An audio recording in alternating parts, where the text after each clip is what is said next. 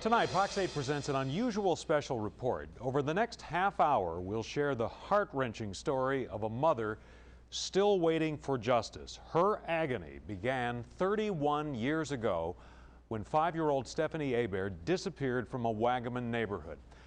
It's the only violent crime case involving a child that the sheriff's office has not solved. Now, 3 decades later, deputies are working it again. The renewed investigation opens old wounds for Stephanie's mother. It also haunts another mother who lost her daughter. Tonight, Bracy investigates. It was the summer of 1978, and this modest Waggaman subdivision, an escape from the deteriorating quality of life in New Orleans, was full of young families living the American dream. A seemingly safe place where children played freely and everyone knew their neighbors. 31 years later, the 100 block of Astor Lane holds a dark history. June 13th, 1978. It was a normal day. Kids had breakfast. They were out of school. They went out to play. Donald and Joyce Hebert had 2 children. Quentin was 6, Stephanie was 5. And she told me, she said, "Mommy, I'm going to play by Tony's house," which was one house over. A few hours later, Quentin went to get his sister for dinner. He came back, he said, "Mom, Stephanie's not there." I went like a raving lunatic up and down that block. Nobody had seen her, and the lady where she said she was going said she never made it. Joyce Hebert never saw her daughter again. Investigators believe the kidnapper grabbed Stephanie Hebert near the intersection of Buttercup and Astor Lane, less than a block from her house. Thousands of people spent 4 days combing this area, looking for any sign of the 5-year-old. About 4th day or 5th day, they quit searching. They just knew that they were going to find her. The FBI came in after 2 days, hoping somebody would call with a ransom call. Nothing happened. The FBI got involved in the investigation, even though there was no reason to believe Stephanie was taken across state lines. An agent spoke with a WVUE News Scene 8 reporter. When you have a young child missing, why, we'll hang our hat on anything to get into a case. What about your attitude right now as far as what are the prospects? I'm very optimistic we're going to find her alive and well. That's the goal we're working toward. Retired Times-Picayune West Jefferson reporter Joe Darby was one of several journalists who covered the case. She'd be in her mid-30s now, and she was the same age as my younger daughter.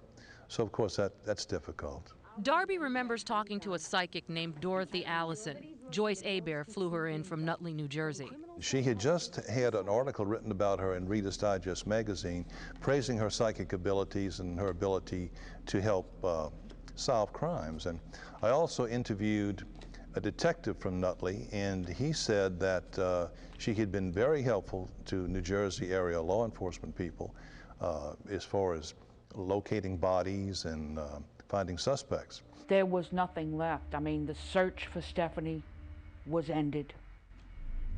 And I was willing to do anything to get my baby back. Hebert spent hundreds of dollars bringing Allison to town. She came twice. Stephanie's body, or Stephanie.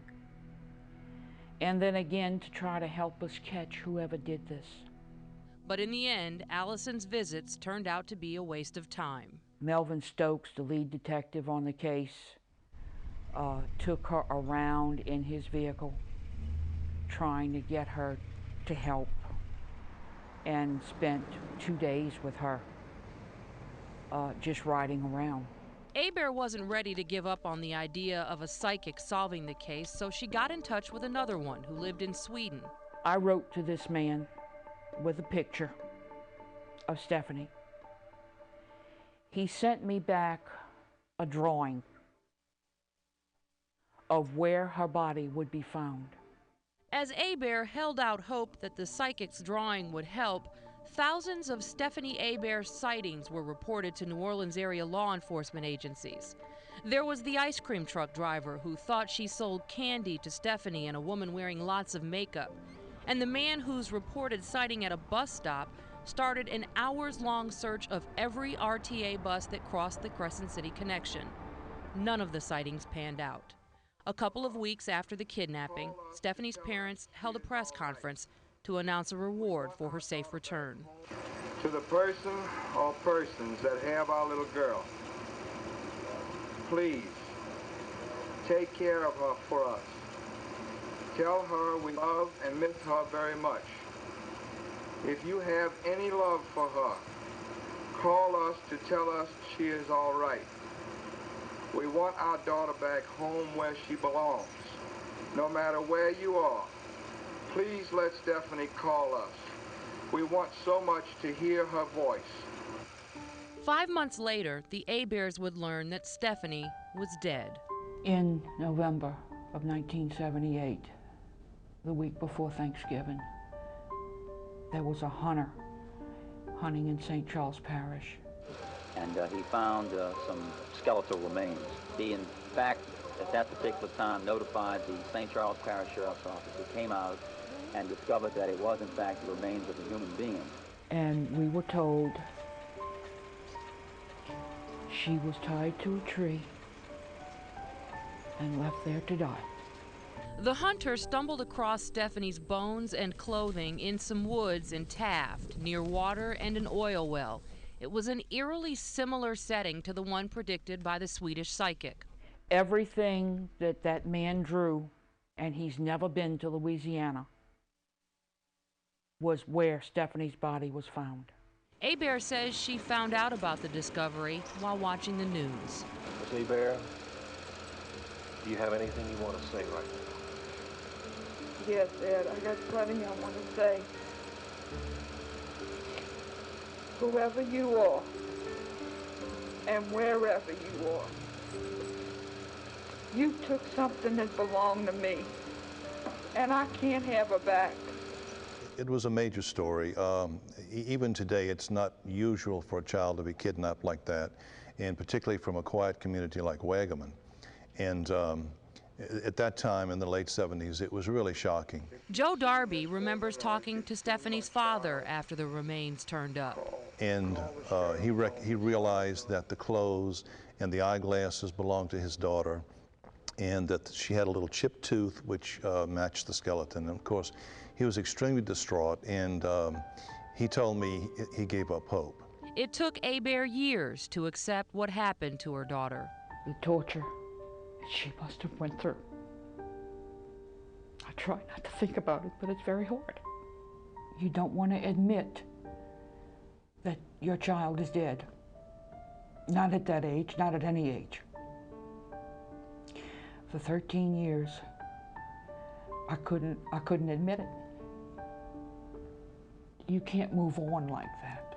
And you're supposed to continue living and move on. When part of you is gone, it's very hard.